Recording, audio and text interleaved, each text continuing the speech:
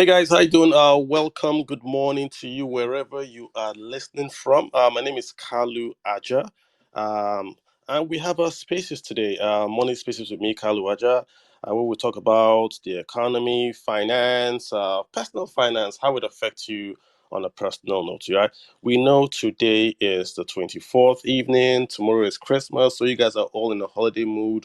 Uh, but let's just maybe an hour, right? Just open house, have an hour just to talk.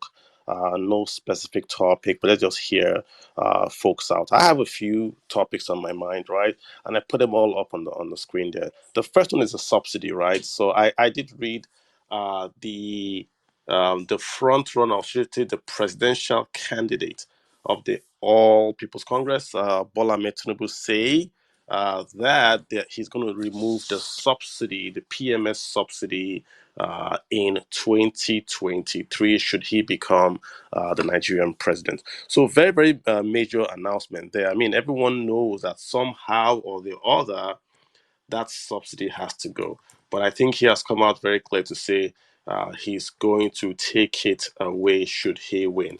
And it's a good decision, it's a good call by him. Uh, it's an easy call to make because literally there is no other way, there's nothing else he can do, right? Um, if he does not take it away, he has no funds to run the government. As it stands, subsidy takes away the entire crude oil revenues from Nigeria, the entire crude oil revenues of Nigeria. So he literally has got to do something to take it away and to then guarantee that he gets revenues to fund his government. So easy call there for him to make, right? The other thing I was looking at is the emefiele issue. The emefiele issue with, should we say, with the this Department of State Security or the Secret Police in Nigeria. So apparently they want to arrest emefiele, right? There's an order. I read something. I'm not sure how reliable that is, but the order says that they are to arrest emefiele on site. Now, it doesn't matter if that order is real or not. The mere fact that we are talking about the arrest of a central bank governor of the largest economy in Africa is enough to give anyone pause. I mean, imagine if you just plugged into your Bloomberg, right? And you heard that news that Nigeria was going to, should we say, arrest the leader of the guy that runs the monetary policy of the central bank. What would be your reaction? I mean, you would sell, right? You would sell Nigerian bonds, and the more you sell Nigerian bonds, of course, the more the yield goes up, which means the cost of that borrowing is going to go up. So, I mean, that just struck me as very, very odd and very, very ill-advised. That the government of Nigeria, I mean, the DSS reports to the president, it reports to the executive, right? They're not like some independent body. So the president wants to arrest his central bank governor, the same central bank governor that printed 22 trillion naira for him to fund his government throughout when he was the president. He now wants to arrest the guy. What sort of message are you sending when you do that? Do we not think? I mean, we've done worse things, but this one is really, I mean, this just takes, the poll. I suspect this is all a planned thing. They want to get the Mayfield out of the place so they can have their guy there. Because if you understand, the new guy, the APC has seen that they're going to spend a lot of money by removing the benchmarks. So if they take over power, what they're saying is that they're not going to use the oil benchmark as a guide for spending, which means that they're going to just print money and spend. Who is in charge of printing money? The person in charge of printing money is the Central Bank of Nigeria. So only the Central Bank of Nigeria can print money.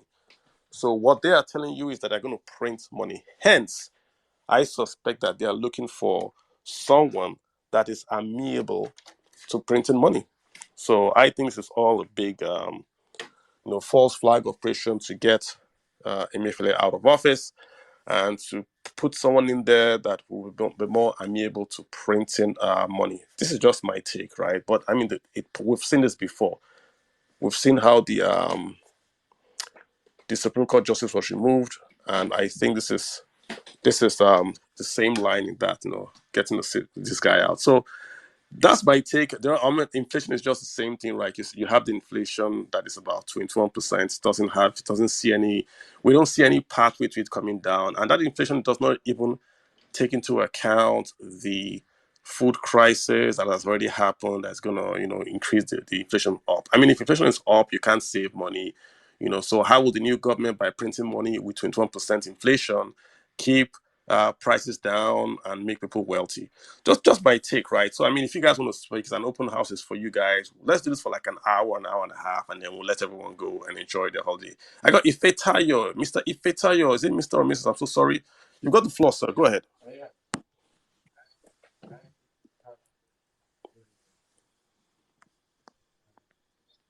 Hello, Ife. You're very faint, though. I can't hear you.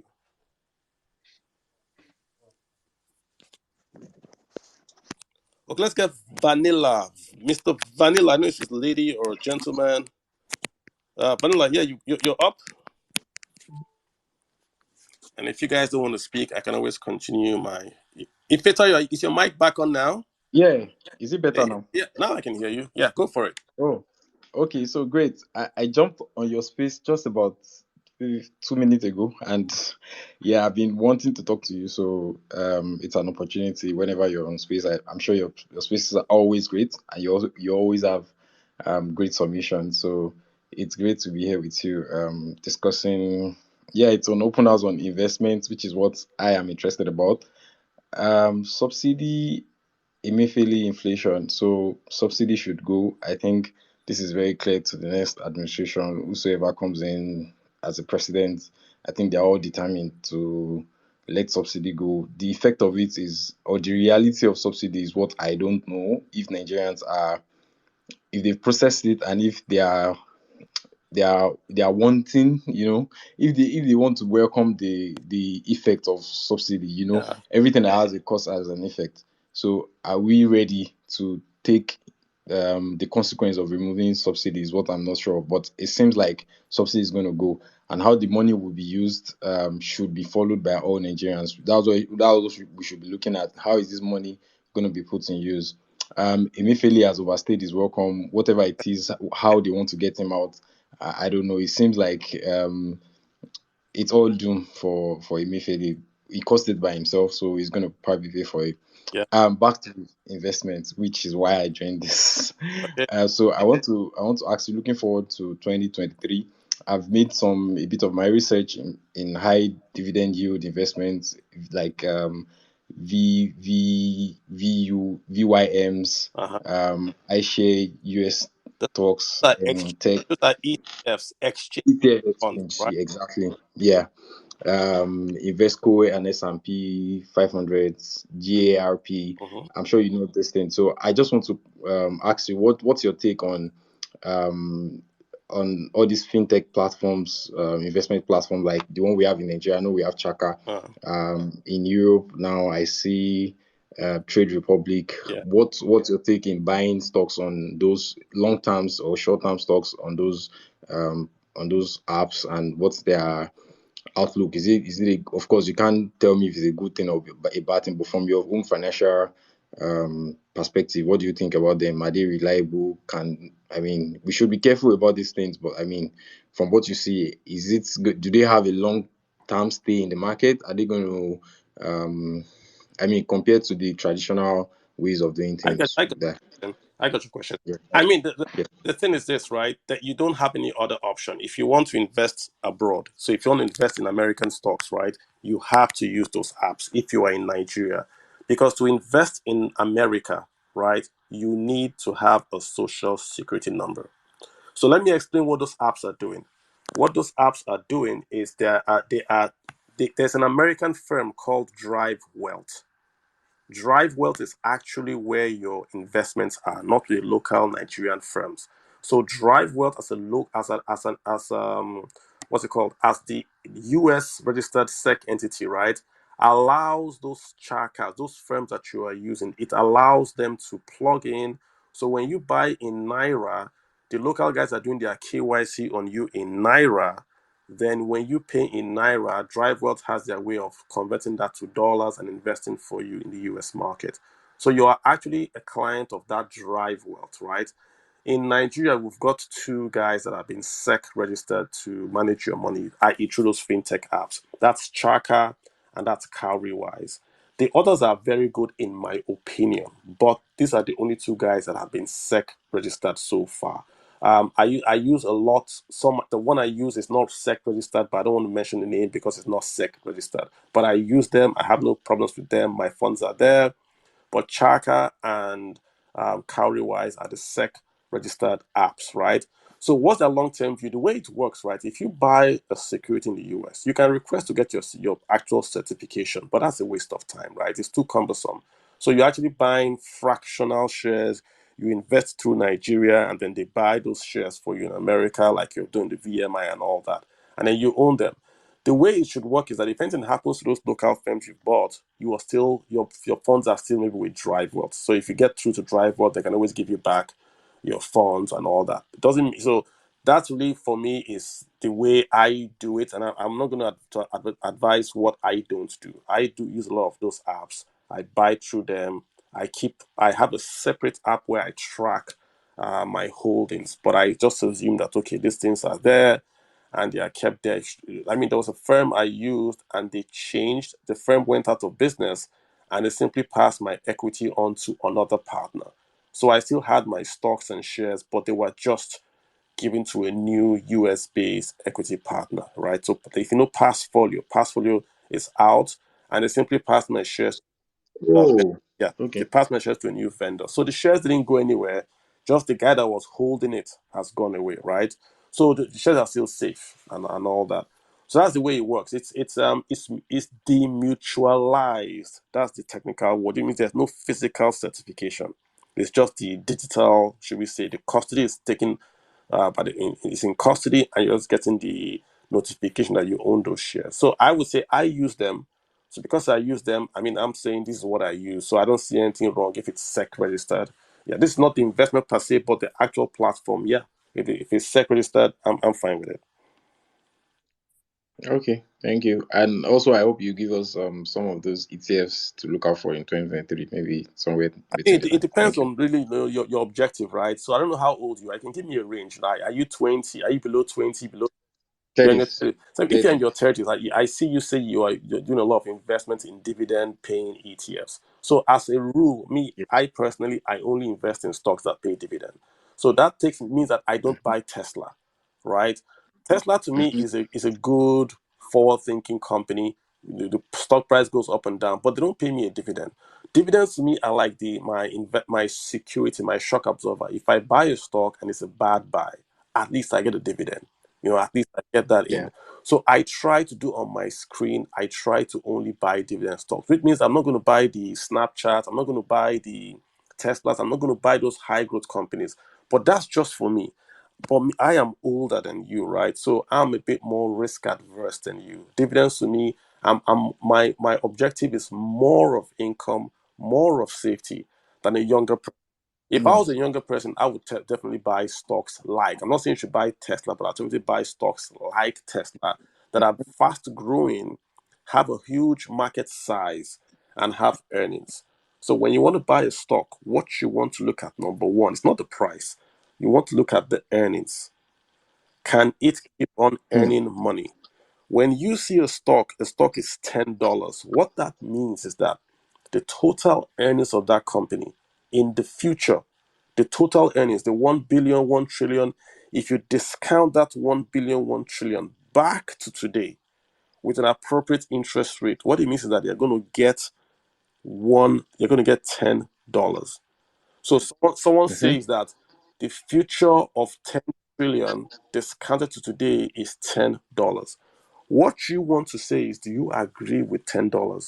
Do you think it should be $5 or do you think it can be $20? This is called the intrinsic value. This is what Warren Buffett does very well. So Warren Buffett is able to look at the stock price and ask himself, this $10 for this stock, is it overpriced or is it underpriced? Overpriced means that is Mm. the intrinsic value lower Value. than the stock price. If the intrinsic value is lower than the stock price, then it's an undervalued stock, then you might want to consider buying it. But if the intrinsic value Mm. is higher than the stock price, then it's overpriced, then you shouldn't buy it. So Warren Right. Buffett today is Yeah. buying Occidental. He has Chevron. So what Warren Buffett is saying is that the future earnings of Occidental Petroleum that makes crude oil and all that is going to be higher than the current earnings. That's why he's buying it. That's the whole idea. So you're looking for Mm. earnings. Is it going to keep on earning into the future? And number two, you're looking for market share. Because there's no point if you are earning 100%, but you have just 1% of the market. If I'm earning 1% and I have 90% of the market, it's a better deal than if you are earning 100% on 1%. If I have scale, I can defeat you. So the bigger I am, Mm. it doesn't matter if I have a bigger product or a better product. If I'm bigger than you, I can produce cheaper and knock you out of the market. That's why everyone is in China, because China gives you scale to manufacture and to reduce costs. So important message. I don't know how old you are, but we used to have VHS and Betamax. There was a big battle, Mm. VHS, Betamax. There was when we had our video players. The old what I'm talking Yes. about, right? And Betamax, Yes. anyone would tell that Betamax had a better technology. They had better Mm. technology. But VHS got the large studios to adopt VHS. So when movies are launched, back in those days, when a movie is launched, if it's in Betamax, you can't watch it. But VHS Mm. went to the movies guys and said, adopt VHS, and more movie studios adopted VHS. Hence, Betamax died. It lost, no longer the standard.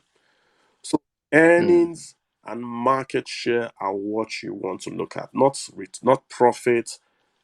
Market share. Returns. Look at Apple. Earnings for Apple. So you want to ask yourself, are people going to keep on buying expensive phones into the future? And will the Apple's market share fall? Those are the two questions. If you think it's going to keep on going, then buy Apple. Look at Nokia. Market share Mm. reduced, right? Their phones are Yes. excellent, but they lost market share. That's why their stock price fell. So if you lose market share and your Mm. revenues fall, so it's all tied in. So the intrinsic value of Nokia reduced. So you want to ask those questions, right? And if you don't know what to do, right, just buy Mm-hmm. the entire stock market. So you say, I don't know which one to buy. I'm going to buy everything. You can, if you buy VT is a total stocks in the entire world. V just means Vanguard. Vanguard is a company Yeah. that offers it. So Vanguard total, right? VT is the entire thing. But if you say, okay, I don't want to Mm. buy the entire thing. I don't want to buy Nigeria. I don't want to buy Vietnam. I'll just buy the fastest growing. The US market over the last 10 years, the stock market, the US stock market has returned the highest returns over any other market in the world. Not just the markets, any asset.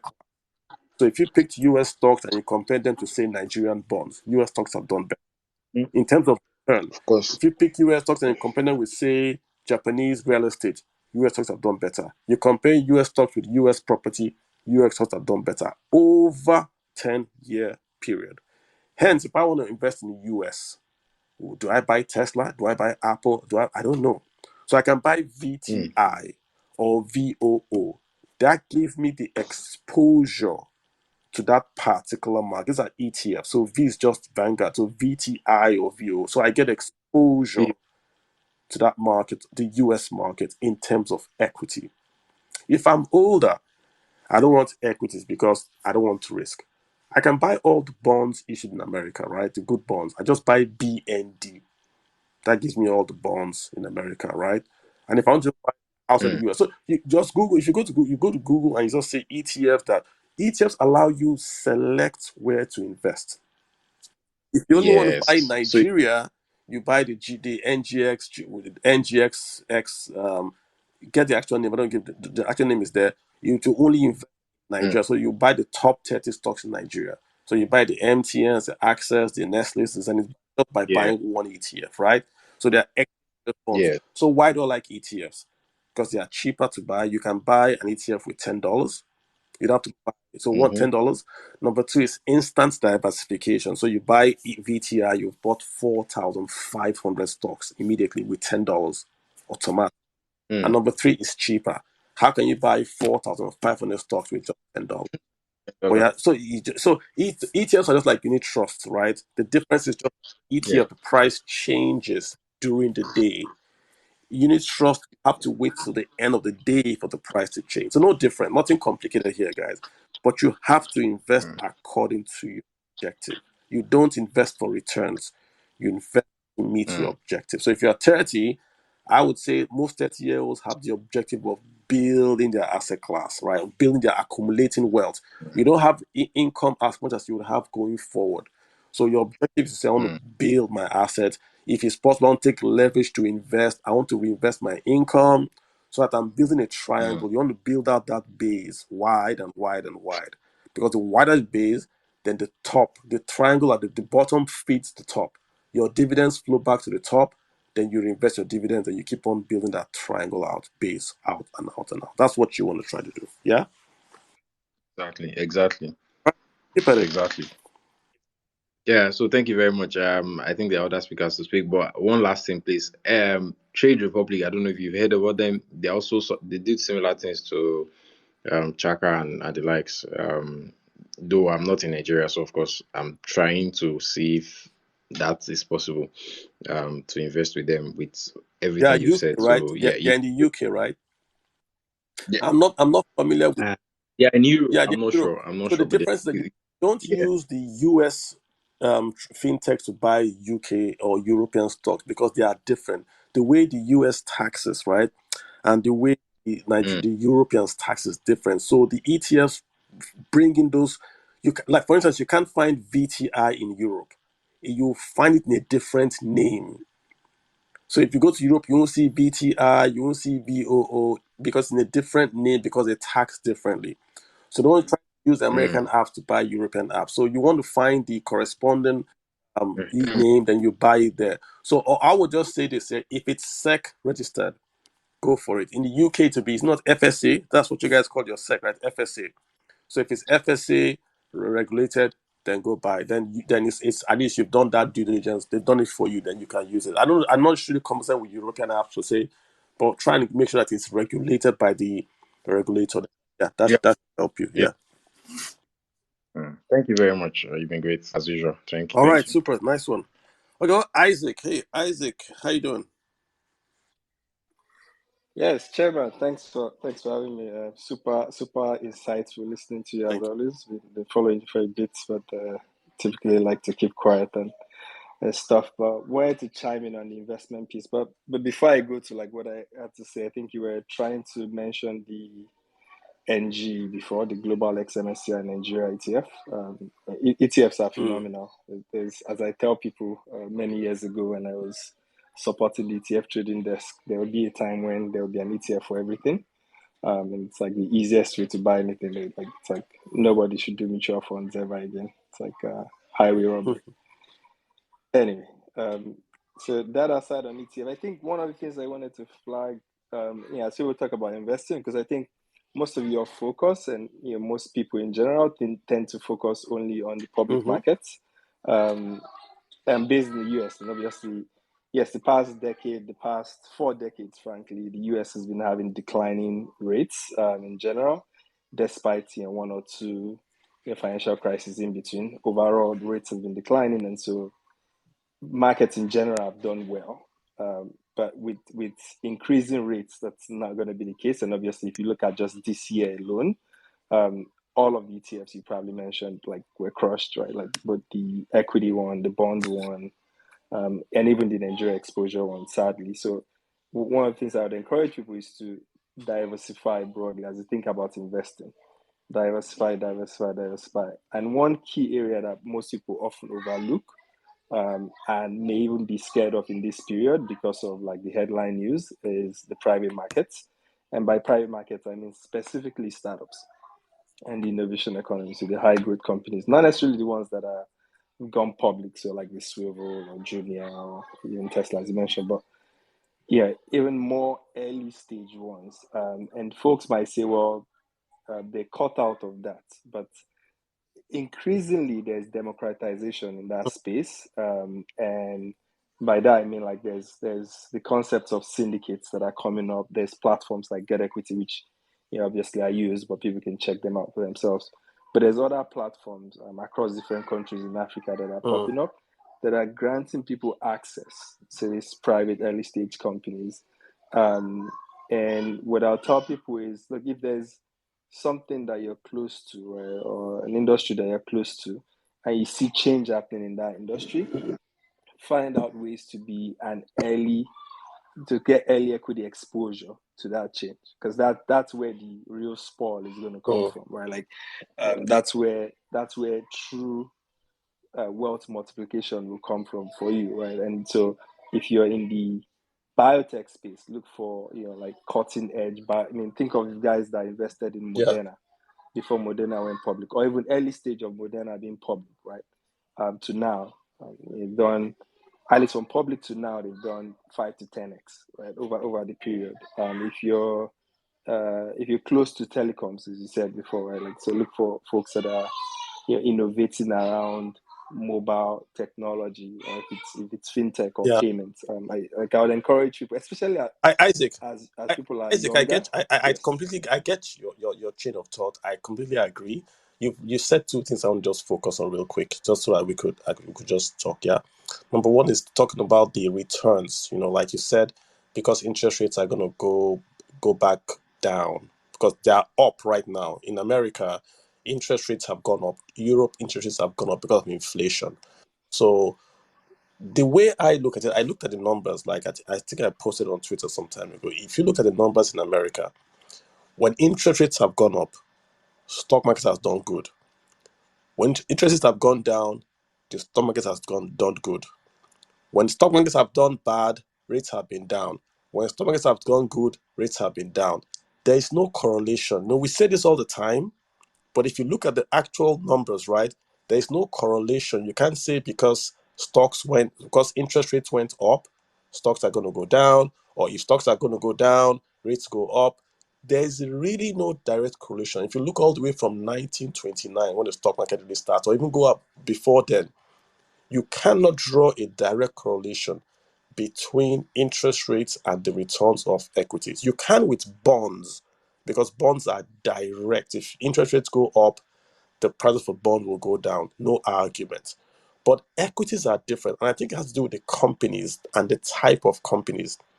Tech companies borrow or fund their growth with borrowed capital because they have no income. So if Facebook borrowed a lot of money to grow because it has no revenues when it was starting up.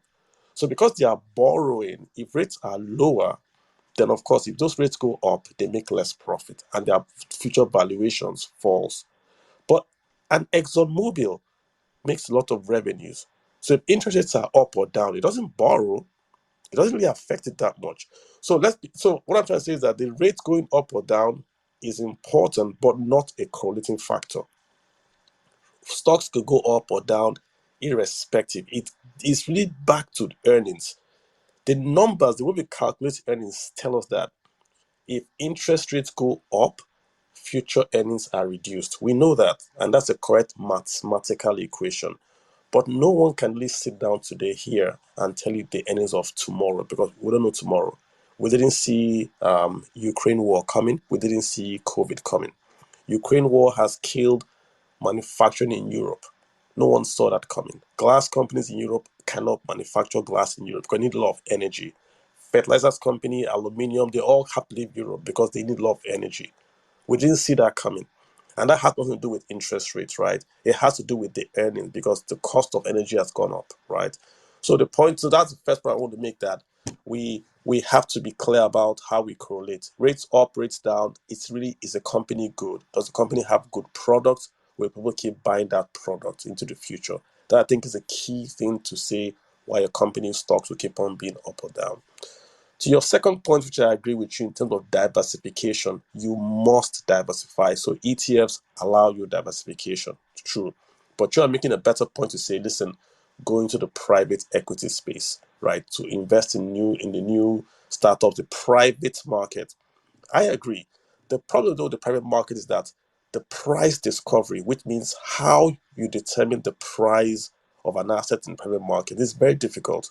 What's the price of Flutterwave? What's the price of Flutterwave? I don't know. Flutterwave owner will tell me it's X, but the investor will tell me it's Y.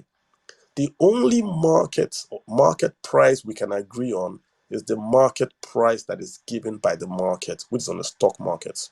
So the stock markets are like to do what's called price discovery. You can go to the stock market and say the price of MTN is X. That is the correct price because at that price, a buyer and a seller have exchanged a share of MTN. So that's one thing. We can't determine the market price of those startups. And number two, those guys are not public, so we can't look at their numbers. We can't look at the numbers for, say, a biotech startup in Nigeria and say, what are they actually doing? So those two things, that's why it's for sophisticated investors, right? If I am a if I know the guys behind, I can call you, what are you guys doing? Let me come and take a tour of your factory and I can have a better sense and I can understand and invest. But to your point, if you invest in a startup and that startup makes it, you make your profit potential is immense because you are getting in at the basement level when they're going to grow a lot higher, Isaac. So I don't know if you wanted to go to have if you had to come back on that. No, I'll have a quick comeback, but then I'll rest the mic for other people to chime in. I agree what you said on rates. It's not so much rates, but the inflationary environment and the fact that a recession is probably imminent. But yes, that is what's driving the rate hike. But to your point, obviously, once they stop hiking rates and things come back to normal, yeah, the market would have a huge rally. So it's something people should keep a close watch on, depending on what central banks globally do, because they could break stuff in the interim. And in terms of the private markets, that's why I actually want you in particular to check out Get Equity at some point. You hit the nail on the head with like price discovery, and that's one of the reasons why I'm particularly excited about Get Equity. One of the things they've built, and they're working through SEC licensing in Nigeria, regulatory stuff, because it's still like a greenfield.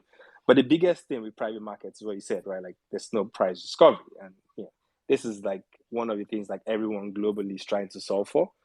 Large corporations have the concept of like secondary sales where they actually like negotiate and they have like their army of valuation specialists like do valuations. But one of the things Get Equity has done in Nigeria at least is create a secondary marketplace where literally anyone that has tokens in equities that are listed on the platform can put it up for sale, and someone else that is probably Yeah, interested but bro, can make an offer and buy. what's the liquidity in that space you're talking about? If you say, are you saying that every asset that is listed on Get Equity, there's liquidity? It can be. No, but that's what I'm saying. Like the platform is there.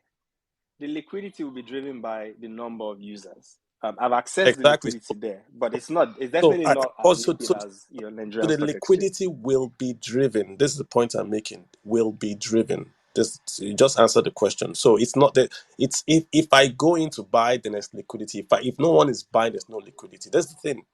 Because those are very, very risky investments. The startup is very, very risky. The average life of a startup in Nigeria is 24 months. And I'm only saying 24 months because they pay rent for 24 months. After 24 months, Yeah, probably less. so it's probably less. So if you are able to get a good startup in Nigeria and invest in it very, very early, you make a lot of money. You make a lot of money. When UBA started, there was just one bank, just one bank.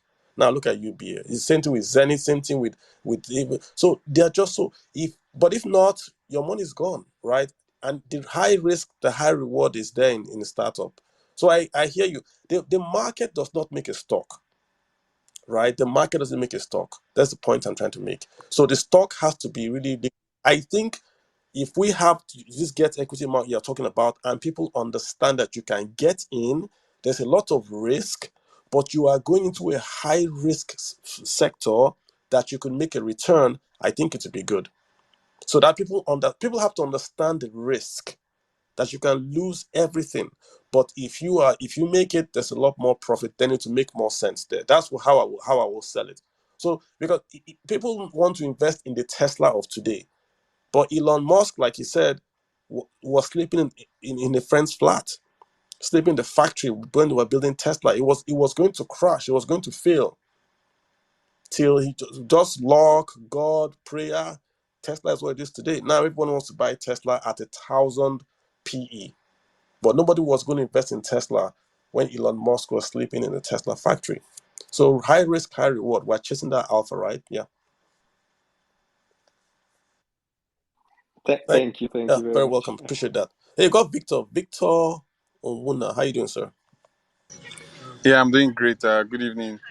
Good evening, everyone. Yeah, Kalu, thank you so much for the amazing work you're doing in this space. So I just wanted to ask a question, but then it's in line with what you said concerning the correlation between interest rate hikes and how the stock market or stocks of companies behave, in correlation with the interest rate hikes. Because from my own little understanding, I feel like when the interest rates go up, people don't want to spend. So it's like a way to reduce consumer spending. So that essentially means that people would not want to, spend a lot of money, and then it starts to reflect in in companies' stocks. Of course, for companies like Apple and the other ones who earn a whole lot of revenue and income, maybe they have goods that people really need despite interest rate hikes. Maybe yes, they may still do good on the short term, but I just wanted to ask a question about the correlation, because it looks like since the interest rate hikes, the goal of that is to reduce inflation. So by reducing consumer spending, so wouldn't it kind of reflect? Doesn't that mean that there's a kind of connection with the stock market, downward trend while the interest rate goes up? So if the Fed continues to increase the interest rate next year, there's a likelihood that the stock market will still be responding by going downwards. I just wanted to get your thoughts on that again. Okay, just let's understand the markets, right? If you are an investor, there's what they call the rotation. You have investable cash. You are looking for an outlet to invest. Your base, where you start from, is what we call the risk-free rate. The risk-free rate in any country is the rate that when you invest, you don't lose your money. So who has the less risk in any nation? The government. So if you give your money to the government, so if you buy a government bond or government treasury bill, that's what we call the risk-free rate. So you get that money back, no wahala, because Nigeria would literally print money and pay you back. So you must get your money back. What's the risk-free rate in Nigeria right now? If you did that for like a year, you are maybe talking maybe 14% or 15%. Let's say 13 to 15%. That's the risk-free rate in Nigeria. That if you put your money in, you are quote unquote, and I'm quoting here, guaranteed to get that return back, 14 to 16%, right? What's inflation in Nigeria? 21%. So you can see there's no real return, right? So if you want to make a real return, you have to beat 21%. So what do? You start to take risk. Hence, you invest in the stock market or something else that can generate what we call alpha. You want to generate an excess return that beats that inflation, that gives you plus 22%. So if you don't make 22% in Nigeria, you are not making a real return. That extra risk that you want to take to beat that return, you are trying to, so what I'm saying is this, right? When interest rates go up, the relationship is this. It forces the risk-free rate or the risk rate to go higher. So when rates are going up, why should I take risk? If I have ₦1,000,000, why should I go and invest in stock market when I can make 15% risk-free to the government? That's why when interest rates go up, stocks suffer, in quotes, because why should I take the risk? Even though I'm not going to beat inflation at 21%, I'm making 15%. At least, right? I can pay school fees will not go up by 15%. Okada will not go up by 15%. That's the thinking. But if the risk-free rate, look at America, what's their risk-free rate? Ignore what's happening today where they have inflation at 8%, 7%. That's all driven by the war and inflation. What was the normal risk-free rate in America? If you go to America and you buy a US government treasury bond or bill, you don't get 2%. You don't get 1%. So you get about, let's say you get the 2%. That's your risk-free rate in America, 2%. So what then do if you want to make real returns? You take risk. That's why the stock market in America is booming, because people want to earn something higher than percent. So they take the risk and invest in the stock market to get a return higher than 2%. But where you have a high risk-free rate, which is the rate you're talking about, the interest rate in Nigeria, there is no incentive to take risk. Why should I take risk when I can, if I take a million, if you take a 1 billion naira in Nigeria today, you buy the safest investment in Nigeria, you're going to get 150 million a year. What are you going to spend 150 million on? If you pay all your cooks, drivers, megad, you paint your house, you can buy even a Range Rover. This is a year, 150 million. So think about it. So why should I put the stock market where if I put it there, it might fall? So to encourage investment, you have to eliminate the risk free. You have to bring that rate down, so that people are now forced to go and invest in SMEs, like you see what Isaac is saying. As long as the risk free rate is 15%, nobody's going to invest in an SME. It's too risky. Why should I invest in a quote unquote flutter wave when I can make returns of 15% without worrying? But if the rates fell to 2, 3, 4, 5, or 5%, then those SMEs look very interesting to me because I have to make a return. So I rotate. My money is going from fixed income to equities based on the return. That's the relationship. It's not really that the cost of capital, that's what I'm trying to say. Investors want return, but they also want safety.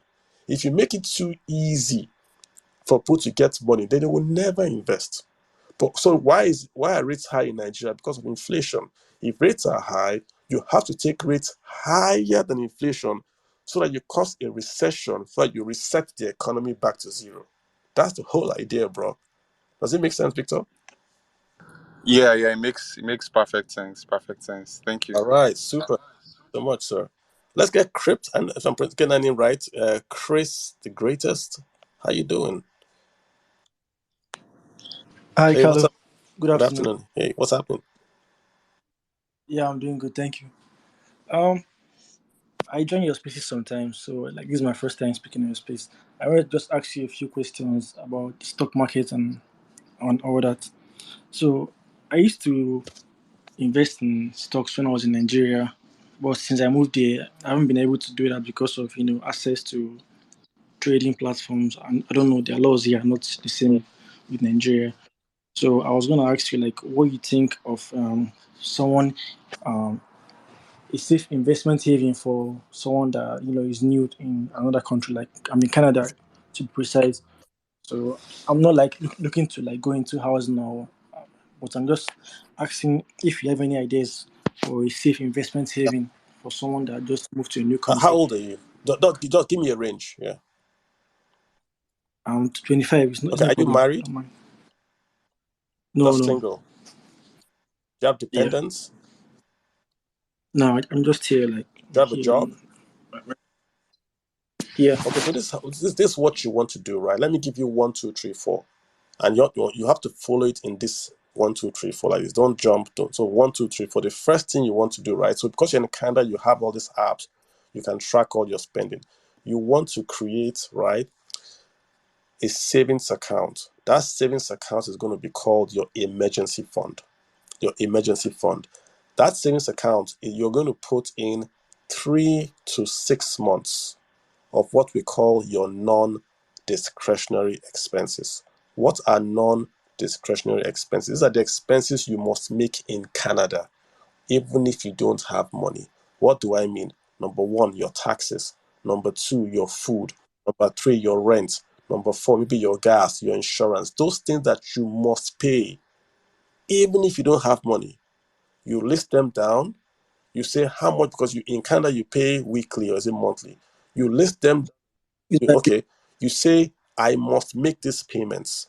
So if those payments come to say $1,000 or whatever it comes to, you want to have $3,000 saved in cash. Not this is not investment. You put them in cash or yeah, near cash. So you go to a bank, or you have a separate savings account, and you put that money there as cash or near cash. It's 3 to 6 months of your necessary expenses. You can more, Yeah. but minimum is 3 months. Now, you don't have to wait till you get the 3 months. Just have the account and start to build it up. So the first thing you want to do is your emergency funds. The second thing I would have asked you to do is to do your life insurance and health insurance. But because you don't have a wife or you don't have dependents, we will skip that.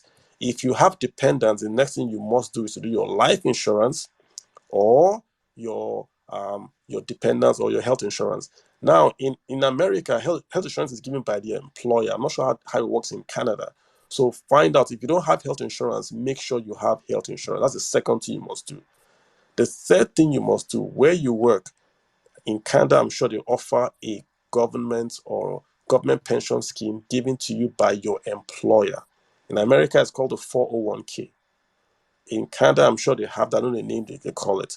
You must, I'm saying the word must, you must enroll for that pension scheme in Canada. You must enroll, right? When you enroll, ask your HR, what's the match? MAT, what's the match? The match means that if you invest $1, your employer usually adds or matches your $1 contribution. So if you invest $1, they invest $1. And they will say, oh, we'll stop at 6%. If they say we'll match it to 6%, that means you must minimum invest your 6% of your salary. You know, when you invest, your salary goes down. If you invest in that 401k, your salary reduces. So people say, no, I want to get big salary. That's a big error. You must invest in your 401k with that high match. Whatever the match of the company is, match it. Because you're wasting money if you don't do it. The company is saying, we're going to give you money for free and you're not taking advantage. So number 3, you do the match. Number 4, US has the Roth IRA. I don't know if Canada has it. So if Canada has the IRA, the individual retirement account, you do that as well. So number 1, number 2, number 3, number 4. Number 1, emergency fund. Number 2, life or health insurance. Number 3, the pension stuff. It's only after you have done 1, 2, and 3 can you invest. If you want to invest, you start with the ETFs. You start with the broad Canadian market ETF. So you buy the whole of Canada with the ETF. Then you can then buy specific sectors. I would recommend you buy the ones that do what's called a DRIP, a dividend reinvestment plan. So you're not worried about dividends. As you buy, they pay back, they buy you more stocks. So that as you are younger, you are building that portfolio without even worrying about it. Because Canada has all those features. You don't have it in Nigeria. That's what you want to do. Number 1, number 2, number 3, number 4. But sir, the strategy, when you've done number 1, 2, 3, 4, the 5th one I think is the biggest one I want you to do. Try to buy a house. If you can Google my name, say Kalu Aja, you say how to buy a house in 36 months. I wrote an article in Nairametrics. Please try to read that article. Kalu Aja is how you can buy a house in 36 months in America. It's on Nairametrics. Try to buy that. I give you lots of tips on credit scoring, on taxes. It's for American market, but it does apply in Europe. Try to buy a house. Why? When you buy a house, you instantly have equity. You can do a 5 or 10% down, but the house is yours. So your net worth goes up by the value of the house, but you're just paying the same fixed mortgage. The same fixed mortgage. So these 5 things I think for you are just your plan. Try and do this 5. Don't worry about buy Tesla, not buy. Just focus on this 5. Try to get them. Then you'll be fine. I assure you. Do you have any questions on that? Thank you. Yeah, thank you very much. I got notes Yeah. down. I got everything. Try Like, to get thank the you. article on buying the house and try to start to plan. In America, you need 2 years tax returns, you need a job, you need credit. So go back and work. So walk to the answer. Get that article and read it. Yeah? Then work on it. You'll be fine. You're very young. Your biggest asset is your age. That 25 years is your biggest asset. So make sure you don't waste it. Right? All right, Yeah, super, bro. Thank you. All thank right, you. Jeff. Hey, Jeff, we got Jeff Spirit. What's happening, man? Jeff, you've got the floor. Jeff underscore Spirit. Hello, can you hear me? I can hear you now. Hi. Go ahead, sir. Hello, hello. Thank you, Mr. Kalu Aja. It's been a pleasure being here. Just been writing up on the things you were sharing to the last speaker, and really, I'm just here to learn. I'm here to learn about investment. I'm here to learn about open house, and I was in the program last week where you spoke about it. Just I was at work, so I couldn't really pen down anything. But Gotcha. today I'm home, and so I can pen down. You gave this advice also last week. Well, for me, I'm in Europe, to be particular, I'm in Dublin. So, does that getting the pension still apply to Europe, and also how you could get the house? Because I'm trying to pull up your and Yeah. also your book. I'm trying to get your book and get the house on Nairametrics. Will I Yeah. see that there? It I also applies to Europe. Yeah. Yes, it's most of these lessons are in the book. The book title is "Let's Talk About Your Money." Most of it are in the Nairametrics article is there. I'll see if I can post it on this chart. Yes, it gives you step by step how to buy the house. And if you're abroad and you are Okay. buying a house, guys, you have to. That's the pathway to wealth. Wealth is measured by home ownership. So you want to go get that guy, right? So Jeff, get the book or get the article. It did the broad outlines follow.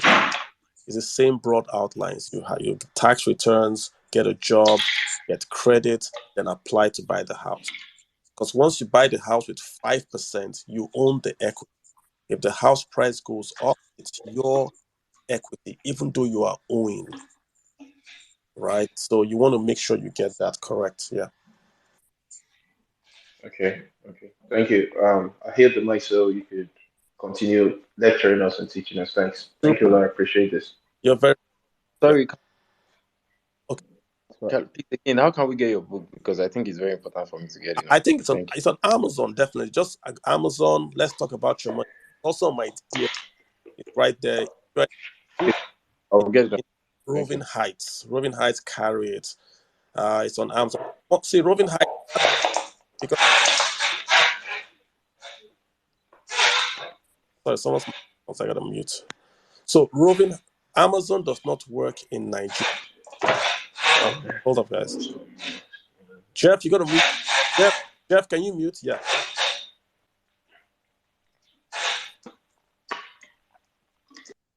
Okay, so Amazon does not work in Nigeria. I found that out when I wrote my book. That's crazy. So Amazon works in South Africa, Egypt, I think in Kenya, but not in Nigeria. So when I wrote the book, I couldn't sell it in Nigeria. So what I did was I printed hard copies. Then I retailed through Roving Heights just because for the Nigerian readership. We are almost out of all those copies. I'm happy we're out, but I'm not going to print again, right? It's just printing is a lot, all that kind of stuff.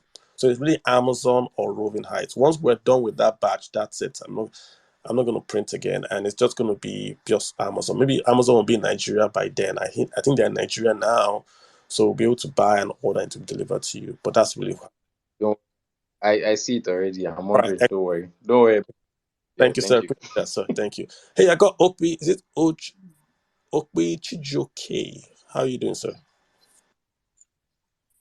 Hello, good evening, How you Kalu. doing? Can you I hear can hear me? you very well. Yeah, I'm doing great. Okay, so first of all, I want to say I heard of you for the very first time on Passfolio, and all the things you were doing, very, very great. Thank So I enjoyed all your videos there, and I don't know why you stopped. Okay, so Passpolo is they basically left that business. No, Passpolo is they have other businesses. They've left trading.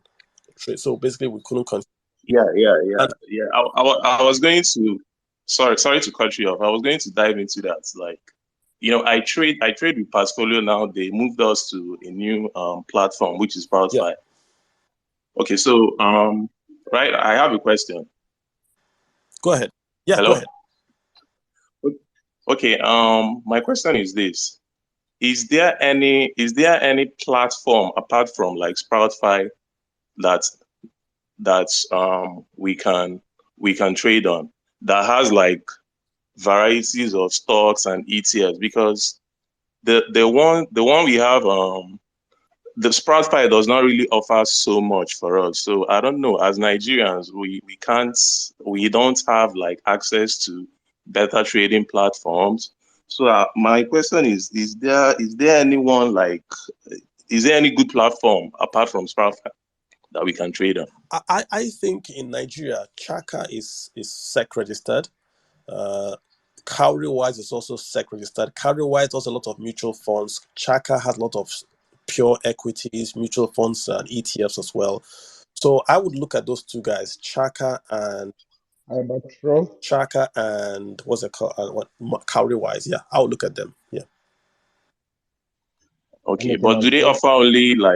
do they offer like global stocks like the US stock markets, or is it They do. just I'm talking about Yes, they offer those. having access to all these US stocks and Correct. ETFs Offer. and probably low fees and all these things. They offer US stocks. Correct. Yes. So you can get the Sorry, same VTI and all. Yeah.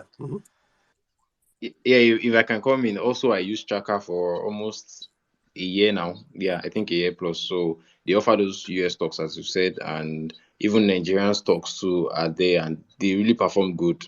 Probably better than US stocks in my experience, for what I can see on my Tracker app. I think so. But yeah, they offer US stocks, a lot of them. I mean, Okay, but do they offer like options trading as well? Options you do trading. is the investor that's a problem. You cannot be offered options if you don't know what you're doing. So some platforms don't offer it because they have to certify that you understand options trading. So if you offer it in Nigeria, some guys might say we understand and they lose money and then they come back and sue. So I think that's a problem with options. I know Robinhood offers it. Even Robinhood will ask you to say, do you know what you're doing? They will ask you a few questions, and only when you answer, they will give you that option. So options are not Yeah.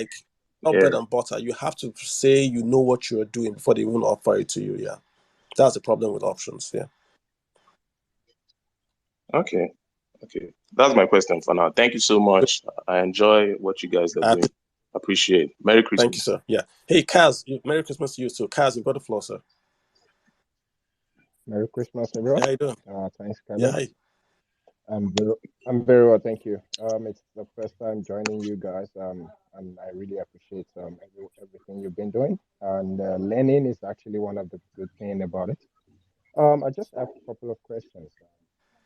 I mean, reside in South Africa, and I've been looking for a ways to get a 401k if Nigeria offers that 401k kind of thing, because there's no way for us to actually retire. Invest for retirement outside the Got, country if we don't use those apps to invest in stocks and all mm. that. But I've been looking for ways to if Nigeria also have something like that 401k that we also offer for our citizens. Yeah, I mean, rather than being, I mean, so I've been looking for ways to do that. I mean, so that's one of the reasons why I want to ask this question. Yeah, Nigeria offers what we call the retirement savings account. That's a 401k. It's actually better. Nigerian RSAs are better than the 401k because of the way it's structured. It's individual in your name. I mean, it's the same structure, right?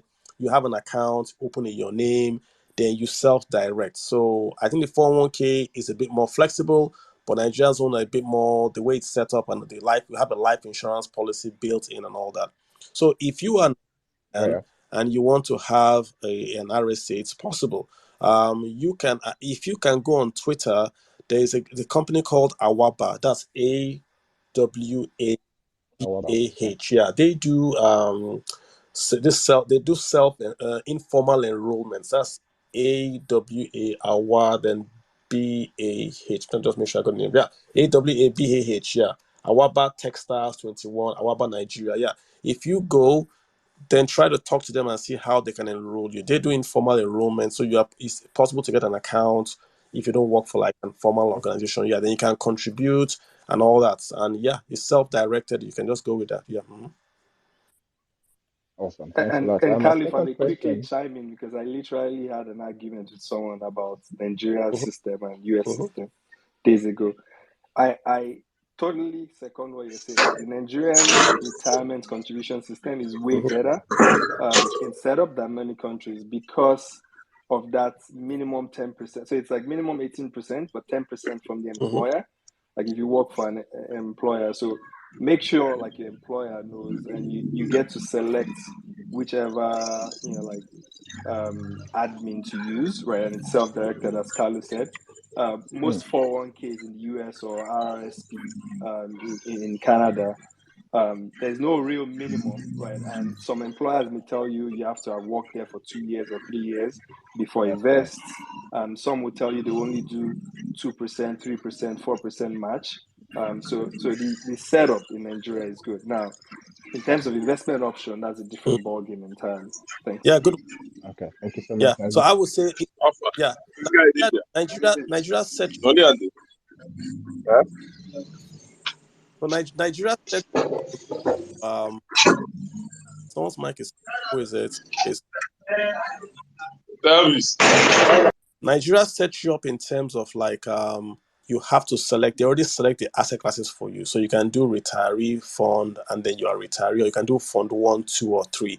And those funds already have predetermined asset classes. Still okay. You can still do your 401k, you can match, and those incomes are deferred. So you don't pay taxes that Okay. contribution. So I would say talk to Awaba and see how they can help you out. Yeah. Thanks a You lot. And my second question will be, I see you were recommending some apps for someone, and you didn't mention Trove. So I was like, okay, is Trove okay? Because I've been using them for 2 years, yeah. and I mean it's been going great.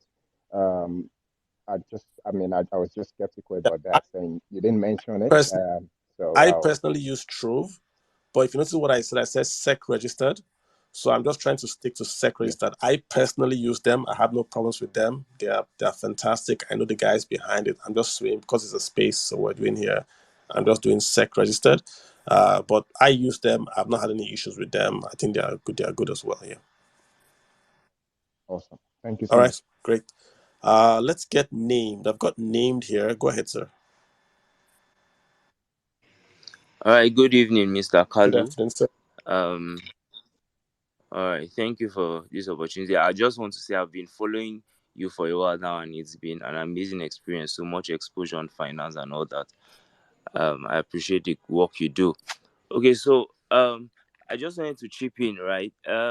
What do you think, please? I may be dragging you back a little bit, but I wanted to know what your thoughts are on, you know, the promise of, the real estate market in Nigeria, because especially specifically, as relates to fractional investment in real properties, because I think this month, the first week of December, actually, SEC just gave a license to the first, crowdfunding, investment-based crowdfunding intermediary in Nigeria, and that platform is actually focused on real estate, projects, trying to and democratize real estate investment, in Nigeria through fractional investment.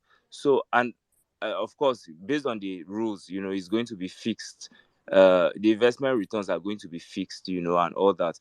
But I really want to know, what do you think about this? Do you think that it's something that Nigerians, probably who are low and middle income earners, can delve into? And if they compound interest over time, do you think it can be as rewarding as the stock market, has proven to be over the years, over a few decades now, for those that have, really invested in it, and have compounded interest over time? Yeah, I would answer this way, right? So in the like I give you the number one performing asset class over 10 years by way of returns in the entire world has been US stocks.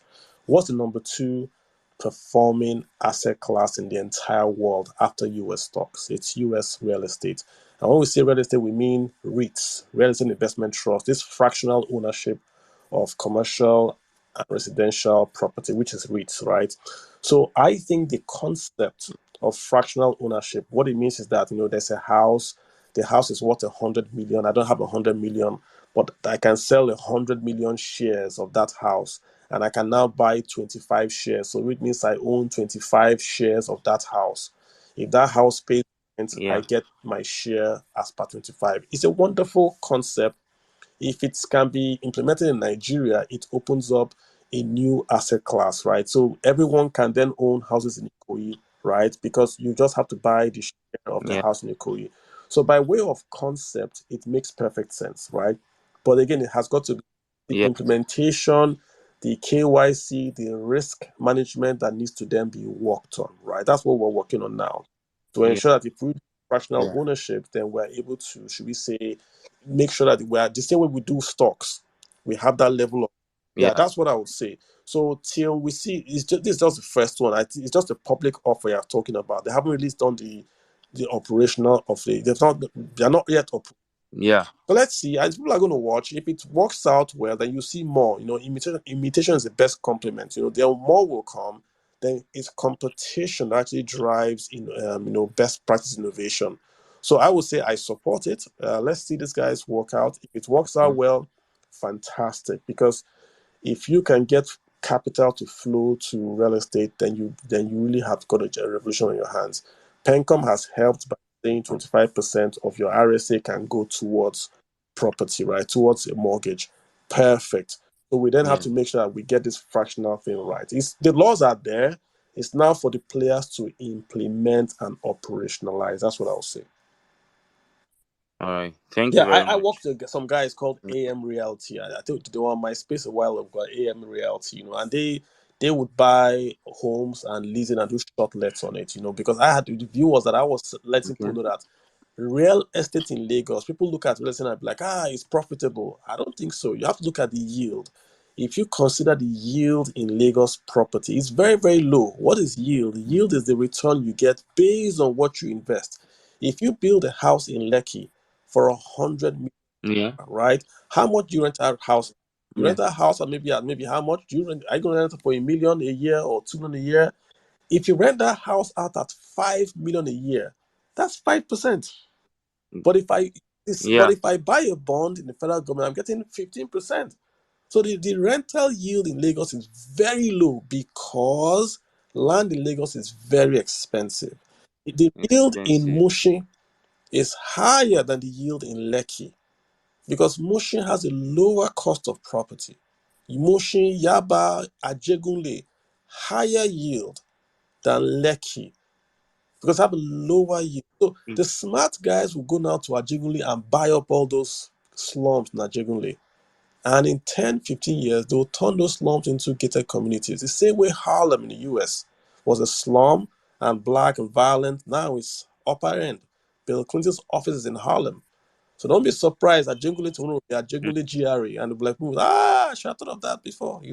But yield is really what you want to look for when you're investing in real estate, not just the rental, but what's the rental yield? What am I actually getting from what I put in? So short let, and these AM realty guys told me about the short let, how they're able to, should we say, increase the yield because they are doing short let. So instead of having one tenant for 365 days, they can have 10 tenants for 365 days.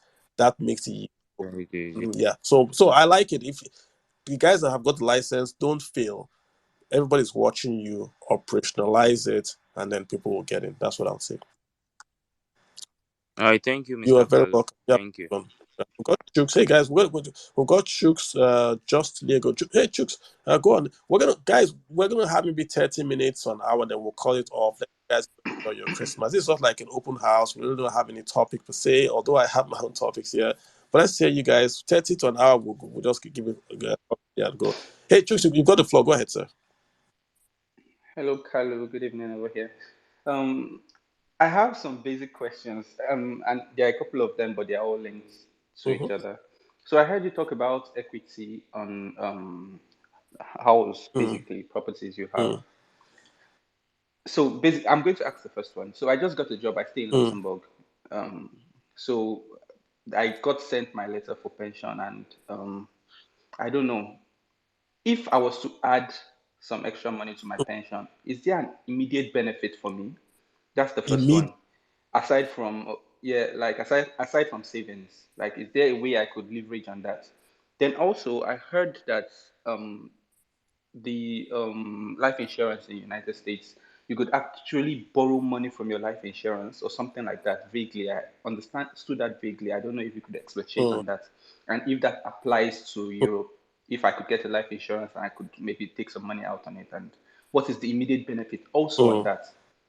And sorry, I'm dragging you to basic questions. Then also, having a property, for instance, in Lagos, does it affect your equity, or is there any way you could leverage on it um, while in like Europe, basically? And does it affect your equity in any way, or is that just completely useless until you develop it and make some money from it? Interesting questions, Chooks. Let's take the first one. So you're asking if you contribute to your pension, do you have like what the amount you have? Does it matter to you immediate benefits? So because you're in Europe, you have the Yeah. tools, right? You can actually go meet a planner and you can tell the planner, I want to retire at this age. He'll ask you, what income do you make now? He's going to try to ask you, what income are you going to have when you retire, right? So he can tell you the exact income you need when you retire. You're in a country that has very, very low inflation. So your numbers will be almost equal. So he will tell you that you need to invest X amount of money today to retire at X amount of income. So that answers your question. It's going to be based on what you want to do. If you want to retire with 10,000 euros, then you have to invest, say, 5 euros now. The longer or the earlier you start to invest, then less you have to invest. The earlier you start to invest, the less you have to invest to hit your retirement target. Remember, retirement is when your passive income can meet your expenses. That's when you can retire. Retirement is not an age. So if you're in Luxembourg, what's your passive income? You have a house, which means you're not paying rent. That's income. You have your pension, maybe you have other income. When that income combined is able to cover your expenses, your health, your motor insurance, your kids' school fees, then you can retire. So which means your question is, how early can you start to invest and at what rate? Of course, the math will tell you that if you invest early and you invest more, then you get more in the future, Yeah. which means you can retire earlier. That's your answer right there. You invest earlier and you invest more, then you get more and you can retire earlier. So you can change that formula. You can say, I can invest earlier and invest less so that I can retire with more. But what you cannot do is you cannot invest more for a shorter period and get more. The math does not work that way. The math works with time. If you look at the formula for present and future value, it works with time, not with interest rates. So it's Okay. raised over time. It's future value FV is PV bracket open 1 plus R raised to power time, not interest, which means the earlier you start, the more money you have. You can't start late. You can't pregnate 9 women and have a child in 1 month. That's the colloquial way of saying it, but and that's a Warren Buffett quote right there. You can't get 9 pregnant Yeah. and have a child in 1 month. That's Warren Buffett. So that answers your first question. You asked a question about life insurance, taking a loan. So this is just for America. I don't know about Europe. I'm not too concerned. But in America, look at the way it works. America taxes income. America taxes income. So if I have an asset, they don't tax it. If I have a loan, it's not income. So they don't tax it. So what do I do if I have money? What should I do? I will take my cash, my income, and buy life insurance. So have I made any income? No, because the income I made, I bought life insurance. So they can't tax me at B. There's no income. Then I go to Yeah. my insurance company and say, please give me a loan of that money I gave you. So the insurance company gives me a 30% loan of the money they gave me. Is that income? It's a No. loan. So I don't get taxed. Yeah. That's the trick in America. They only tax income. So I don't know about Europe. I know it's about America. So you want to find out before you do it in Europe if they only the same things Okay. apply. That's what the trick there. You asked the third question. Could you remind me? Yeah, the third question is how does like property in Lagos affect your It equity depends on the like kind of abroad? property. To be honest with you, if it's because a bank will only issue a loan on bankable collateral, right? So if you own, for instance, UBA Tower in Lagos, of course, a bank in America will accept it because it's UVA Tower. It's in Marina. It's tied. That's a great title. Maybe in Lekki, maybe in Ikoyi, maybe they can ask someone to sell. But if you own land in Ohafia or own land in even if it's worth money, will they accept that as collateral? Will anybody go to a half year and try to sell the land? So it depends on the bank's risk policies. Most banks will not, right? But if you own land in Dubai or Okay. Moscow, so it's really the collateral that they will accept, and that's a bank to bank call. If it's a big property, of course they'll accept it. But if it's a nice property in Lagos, they might not accept it. So I wouldn't bank on that. I would, yeah, Yeah. Nigeria for Nigeria, then go do the other one. Yeah. All right. Thank you Hey, you're so welcome. much, Kalu. Thanks. This is so All right, take helpful. care. Have a Thank good one. you. I got Have a good one. yeah passing. Oh my god, you got CY Enum. And if I get that name right, if yay passing hash. You've got the. Yeah. Hi, I can can you hear hear you. me? So go ahead. Yeah, good evening. I've been listening to the conversation. I really find it interesting. So I just have like two questions. So personally, for me, I'm self-employed right now, so I'm not with any company. But when I was with a company, they usually deduct certain amount from my salary to pay like pension or something, right? So for like 2 years now, I've been self-employed and I've not been doing such kind of payment. So I'm just wondering, like, if there's a way as a self-employed person, I still get to like pay those kind of stuff. What And to do? I think Sorry, what my kind of second, stuff? Just please. yeah, I mean, paying pension like the way I used to get it deducted from my Okay, salary. Right now, I'm self-employed. I'm not doing any of this stuff got you. anymore. So I'm wondering if someone like me that is self-employed can still pay pension and how I can go about it, or like what's the best thing to Okay, do. And so my second question also, please, is about the mutual money fund. Like, I don't know if you can explain what that market is like. Like, maybe I don't know. Like, if I drop like 100,000 or 500,000, is it like am I getting like an annual yield? Am I getting my money back, or it's gone and just the yield I'll be getting? I don't really understand. So if you can, please just explain a okay, little. great. So two great questions. Number one is pretty easy. You want to know if you, as a self-employed guy, can you continue with your pensions? Yes. The answer is yes. So what you want to do, sir, right, is go to your company or go to your PFA, right, and get your account number. I get your statement, right. So with your statement, you can just make contributions as a self-employee. You can do a transfer if you want to. Awaba, I've mentioned Awaba. The Awaba guys, maybe you can transfer to them or transfer to under PFA. But all they need from you now is just a schedule. So if you work for yourself, create your own schedule. So if it's Kalu Enterprises, write Kalu Enterprises, then write your pension. It's going to be your basic housing transport. Cut a check, attach a check to your schedule, and take to your PFA and just give to them by hand. They might take that from you, or you might just simply say you want to do you're an informal worker and just register as an informal worker. So lots of PFAs, just go to your PFA with your statement and ask them. They will show you how you can keep on paying. But the answer is yes, you can keep on paying if you essentially register. So that's the answer. Yes, you can do that. On this money market thing you asked about, the money market funds, how does it work? So what is money market, right? Money market is someone wants to borrow money. So if I borrow money from you, I give you paper saying, "Hey, I'm owing you money, right? So I'm owing you." The money market fund basically goes and buys up all those papers. When they buy up all those papers, they then keep those papers, and then those papers become the assets that you are buying. So you are now buying a share of that paper. So it's like a fund. They collate all those funds together, and that's what you are buying. You are buying a share of that paper. So when you invest, say, 1,000 naira, what happens that they pay you, they will tell you we're going to pay you interest. They will give to specify the interest time for you. It could be quarterly, it could be monthly, it could be annually. It will be there in the prospectus. So read the prospectus. They will say we're going to pay you interest. So if you put 1,000, then you get interest based on your 1,000. If you take your money out, you take your principal, and that's it. So as long as your money is there, if your 1,000 is there, you get the return, you get the interest, and that's what you're basically living on, right? You're getting the interest. So why you are investing is because you want to get income. You don't do money market funds to grow your money. Your money will never grow in fixed income. You are getting a return on your money.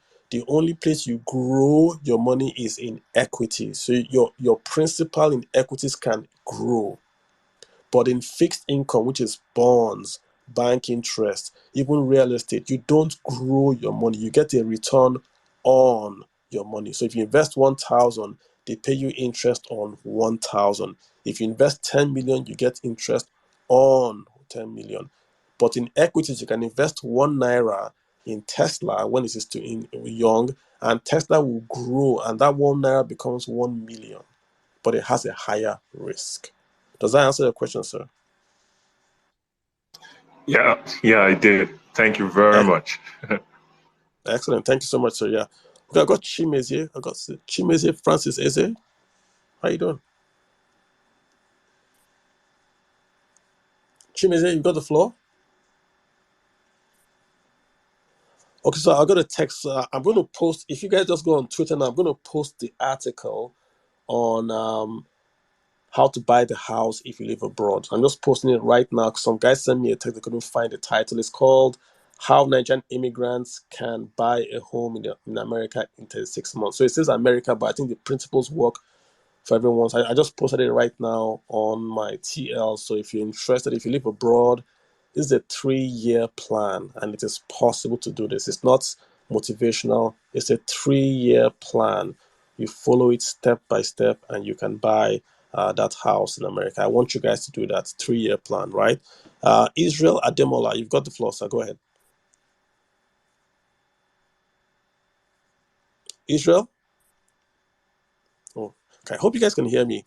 Ifeta, can you hear me? Absolutely. You're So audible. Israel isn't speaking. I've got Chimeze also isn't speaking. So yeah, we've got about, I would say, about 8 minutes to go. Let me get Senior. Let's go. Senior Abraham. How you doing? Hi, What's up? Kalu. I'm good. Can I you can hear hear you me? very well. Go ahead, sir. Can you Yes, hear I me? can. Cool. Thank you. Thank you for doing this. So, we just have 8 minutes. Maybe I don't know if you can cover it, but I wanted to know if you could just talk a little bit about how mortgages work in Nigeria. Mortgage? Do we have mortgage in Nigeria? I don't know if we are. So seriously, I think we have bank loans to buy a house. That's what we have in Nigeria. We don't have a mortgage, and I'm not being flippant. We don't have a mortgage industry. We just have bank loans or loans to buy a house, and it's a key difference, right? A mortgage is a long term. A mortgage, you can refinance your mortgage. A mortgage, you can do a secondary sale. There's equity and all that. I don't think we have that in Nigeria yet. We're getting there, but you can get a loan in Nigeria to buy a mortgage. That's what I know. And right now, with the new pension reform that allows you to take 25% of your assets towards the payment of a mortgage, right? That works perfect for you. So what is going to happen is if you are interested in a mortgage, you can go to the mortgage guy, to the mortgage bank and get a loan, right? And the mortgage bank sometimes will ask you for a down payment. So you can use your RSA, 25% of your RSA as a down payment towards that mortgage. That's what it's essentially saying. And if you are married, you and your wife can do a joint application on that mortgage. So you guys can do 50% using both your retirement savings accounts as down payment towards that. So that's a big opportunity. That's a big start towards the mortgage going forward. Yeah. Yeah, I can chip in something as Yeah, go well. for it. Okay, so for mortgage, I think Carlo actually cleared that off. I'm not certain if you have mortgage system in Nigeria, yeah, functioning. But I know the government has something, for home ownership in Lagos. Quite a few people, some people have benefited. I am part of the benefit as well, beneficiaries as well. So what they do is you apply for the house from the Lagos homes. You get, I think about 7% payment, down payment. Then you spread the payments monthly. Like every month, you from your salary account or from whatever account you submit, they deduct that money from source, and that is currently ongoing in Lagos. So, but it's only for the homes or the houses built by the Lagos State government, or probably they have partnership with people. Yeah, I don't know how it works, but for me, that's what happens. So I don't know if that can be regarded as mortgage. Of course not, but yeah. So if you go through that scheme, some people are lucky to get it. and I know it works in Lagos. Yeah, I agree. I think Lagos has that. And also, let's not forget the National Housing Fund where you contribute your salary. I mean, I contribute to National Housing Fund. I applied for mortgage twice. Till today, I'm not here to hear back from them. If you do a poll and you ask people who have ever hit the NHF for a loan, very, very few. I think the issue in Nigeria is not the mortgage, but the supply of homes. If you don't have a supply of homes, you can't do a mortgage scheme. They're wasting your time. Lagos State, no matter they have a good framework, but there are no homes in Lagos. Lagos needs to build 1,004 every year. Those kind of buildings, skyscrapers, just build them up. 1 bedroom, 2 bedroom. Don't even build 3 bedroom. 1 bedroom, 2 bedroom. So you take away BQ, you take all these young folks, they put them in that 1 bedroom, 2 bedroom, and then people start to move homes. You get a 1 bedroom starter home, you move to a 3 bedroom flat, then you get to a duplex. You go to Lekki, they are building 5 bedroom duplex on land in Lekki. It's a waste of land. No house in Lekki should be a duplex or below maybe 5 stories. That's what you need to do the planning laws. Because land is so limited, right? So if limited land, you have to build up. That's why New York builds up, right? So it's a lot. The long-term planning, town planning, resources, power and water, mortgage financing, all that has to come into play to have a mortgage industry. It's not just the interest for now, but we'll see. Good things happen. Let's see what's going to happen. Yeah. All right, senor. Let's get. I got Farouk. Okay, thank you. You're very welcome. I got the Curious Cat modern curator. How you doing, sir? You got the floor. Good evening, Mr. Kalu. I hope I'm audible. Yes. All right. I want to thank you for everything you are doing. I've been following, I've made some of your spaces in the past, but then I've really enjoyed this one. It's really valuable. But what I have to ask is, for a Nigerian living in Nigeria that is not very conversant with investing and all that, I don't know, maybe I've tackled it before, but I heard when you mentioned some apps where someone can invest in Nigerian stock market and the US stock market.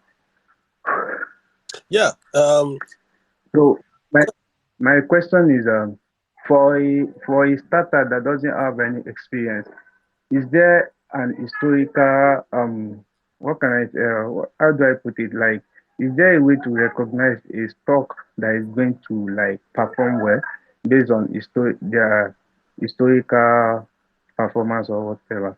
How to recognize those kind of stock Yeah.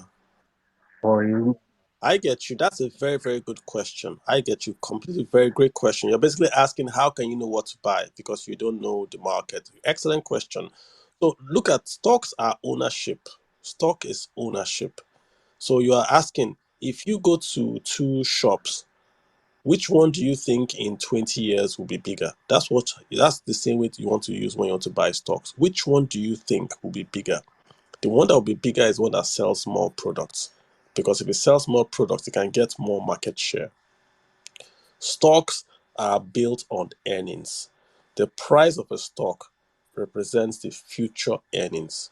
So if you can know which stock will have a larger future earnings and will keep on making those earnings by gaining market share, that's the stock you want to buy. The problem is that we don't know the future. We can try to calculate, and in the stock market, they will literally tell you that past performance is not a guarantee of future performance. So in the stock market, we don't look at yesterday.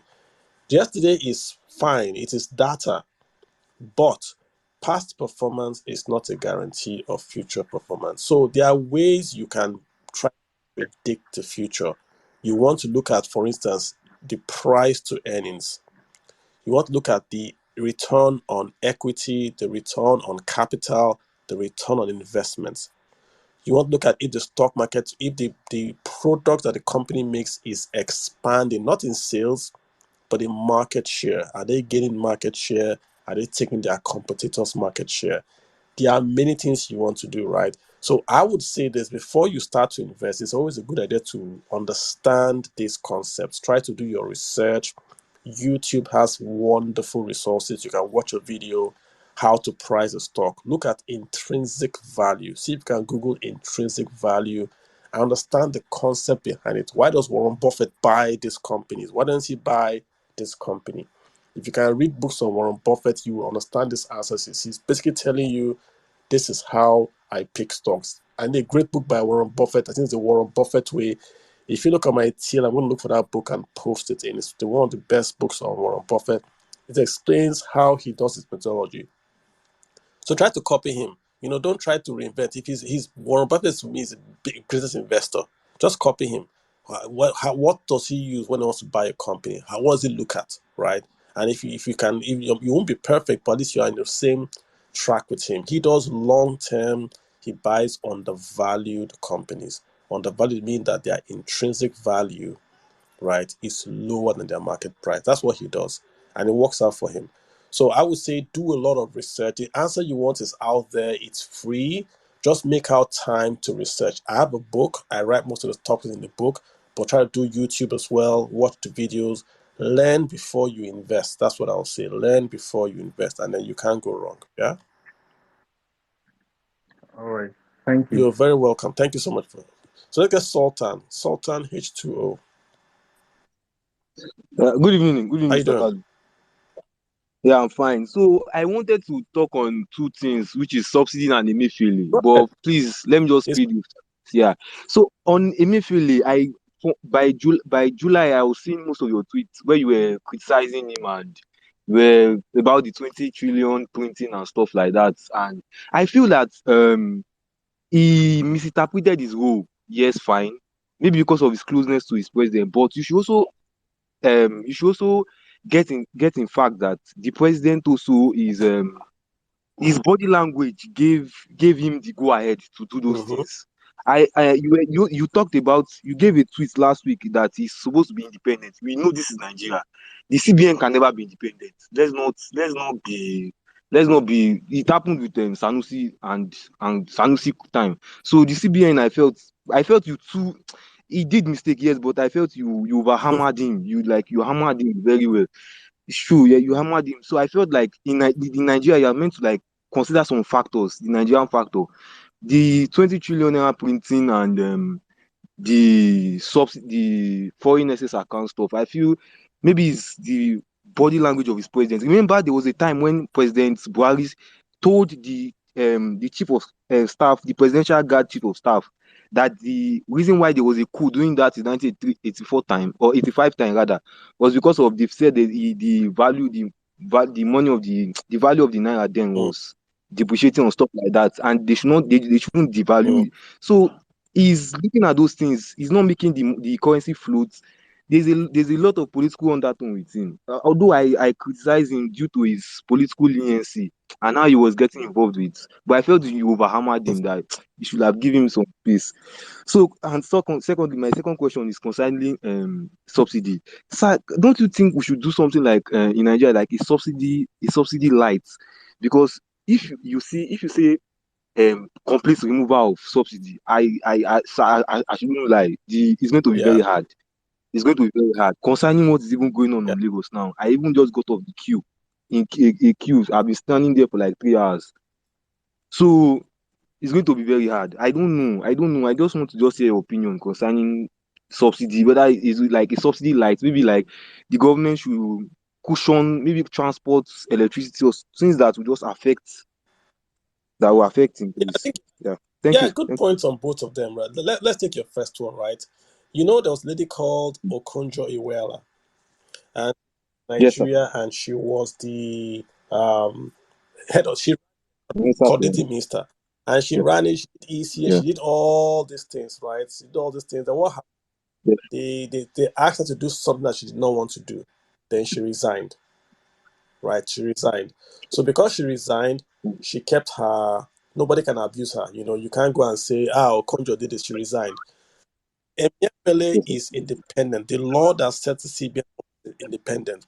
If the federal government goes to you and says, print 22 trillion, you can print or you can resign. You can't do both. He tried to do both. That's why he's in trouble. That's why he's in trouble. He printed for them. He did. And I've been talking about the emefiele since 2015 when he was doing capital control. It's not Buhari that owns the foreign exchange. The federal government does not own foreign exchange. It's the central bank that owns the foreign exchange. And the central bank used foreign exchange to defend the naira. They defended the naira. So he spent billions to defend the naira. And look at naira today. It's not at 700 and something. Official at 4. Yeah. So he took all the decisions because he's a politician. He thought that if he takes these decisions, they will like him and he'll run for president. He ran for president as a sitting central bank governor, which means all those loans he did to the and I'm not trying to be political, but it's important to make the political connection. He gave the APC Yeah. government I understand that. 22 Yeah. trillion loan. 22 trillion he gave the APC government because he was running as a presidential candidate. He assumed that if he gives them that loan, they will make him their either president or VP. He did not win. Now they've come for him. So he has nowhere to run to. He said, and I quote, "Come and fight me." Now they are fighting him. What's he going to do? So he made his own bed. He's going to lie on his bed. I'm just quoting what he did. I don't know. I'm just quoting what he did. I know whatever happens to him, he made his bed. He's going. Yeah, but sir, sorry, just one question. You don't, okay, based on your own opinion, you feel the CBN shouldn't have a political leniency. Is that what The you're saying? CBN is set up by law to be independent, by law. And with Nigeria, if we fought a lot to get that place independent, so if they can't ask you to do something that you don't want to do, you resign. Then you put pressure on the government because when you resign, then the whole world will watch the federal government. Oh, what are they trying to do here? Then they'll now pull back. Nobody can force the central bank government to do anything. If they say print money, I'm not going to print. Okay, or I resign. Like Okonjo Iweala did. I'm just giving you real life example. When we paid the debt, Okonjo Iweala paid the debt with Obasanjo in 2004. Then they asked her to do something in 2004 or 2005, and she resigned. They removed her from Minister of Finance. She left Nigeria. Then they brought her back in 2011, right? She ran the economy, ran, and they started during election time came. They were trying to do other stuff. She resigned again. Now she's in WTO. So you cannot eat your cake and have it. Emefiele cannot be independent and then be dependent. It doesn't. You have to choose the one you want. That's the point. He made his bed. He will lie on it. Yeah. Okay. The second thing that you Yeah. talk about was on fuel subsidy. I agree with you. I don't Yes. think the fuel subsidy should go up 100%. I wrote an article, pay the subsidy at the pump, not at the port. Essentially, poor people in Nigeria should not pay expensive fuel. God gave Nigeria fuel. The poor in Nigeria must enjoy that fuel. I don't care. I'm a capitalist, but you can't ask poor people to pay for fuel. Possible. The subsidy should be paid by those that consume it. If you have a 4x4, you have a Jeep, it's very easy to calculate. Just say engine capacity. If you have engine capacity, you pay more for fuel. Easy. If you have a generator, if you are buying diesel engine, you pay more. Easy. Make all payments using a card. If poor people, they give them 5,000 naira subsidy payment on their NIN enabled phone, so they can't lie because it has their biometrics. It's very simple. But you cannot ask anybody that is thinking is going to increase fuel price and Nigerians just accept it because he's wasting his time. Oh. If you increase that fuel price, serious strikes, serious riot, and you will lose political capital. But it has to be done. Buhari should have done it when oil prices crashed. He should have ensured fine rate. He did not. So that's why we're back in this mess. So that's laugh on that day. But the poor must not be made to pay expensive fuel. That one will not fly you. Tax the Yeah, yeah. sir. Yeah, sir. Can just one? Let me just tip in before you go. Yeah, can a credit-based network like the ones the Americans are running, like credit card and stuff like that, credit score, can it really work in Nigeria? Yeah. Yes, it's easy because it to work, but the problem in Nigeria we don't have identification. I can open an account using your name tomorrow. So as long once we can get BVN Yeah. in and buy Nigerians, then we can make collateral. We can make collateral identifiable. Then you're on the right way. That's it. It can work. There's nothing difficult there. But before we didn't have. Now we have NI and now we have BVN. So we're on the right path. Once you can identify people, you can start credits. That's how jobs. You can't have without jobs. So you can't give people credit without jobs. It's a handout. If you just take money and give people and say the handout, you cannot grow like that. Go, bro. Thank you. Yeah. Thank you. Okay. Thank you. I got the trader. We're gonna do trader. We're gonna do and then we're going to trader. Maybe you end us with the day, sir. Trader, go ahead. The gentleman has to Okay. go ahead. Good evening, sir. Thank you very much for this platform. Well, I just started following you not long ago, but I have a question, and it's concerning the news I just got today about the US passing the spending bill of 1.7 trillion.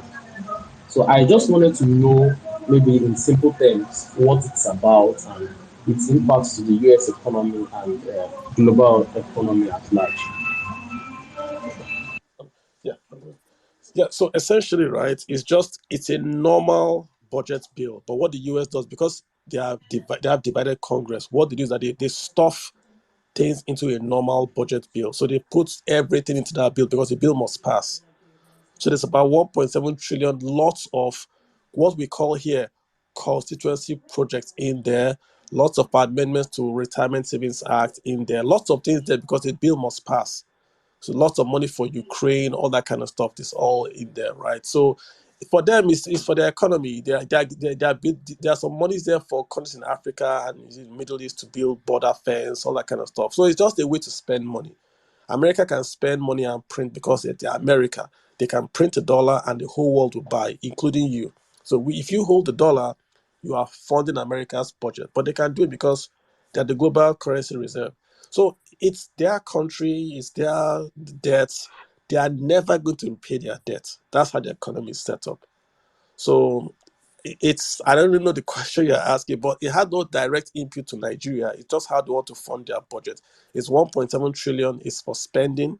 It's 2024, but the elections are coming, so they're getting their spending. Remember that this Congress is leaving office. There'll be a new Congress coming, and Republicans are going to be in charge. So what they are doing is that they're trying to make sure that they have money there, because if Republicans don't like to spend money. So this was their last chance to spend money before Republicans come. That's really what's going on. All right, so let's call it a day, guys. Thank you. We're supposed to be here for an hour and then we're nearly done. So I thank everyone that has called in. Guys, all that needs to be done is just to say you guys just have a fantastic end of year. We're not going to have a spaces next week, but we're just going to make sure we meet again in 2023 and start the long journey towards a better Nigeria. I want to thank you all for joining in. It's an open house, and we did get lots of questions. We should do more of this, right? More of open house. Just come in and ask questions and just take answers. So I appreciate you all for spending time with us your Christmas Eve to be with me. I don't take it for granted. My name is Kalu Aja, and I will see you guys again at the new year. Enjoy, Merry Christmas, and a very happy new year to you all. And bye.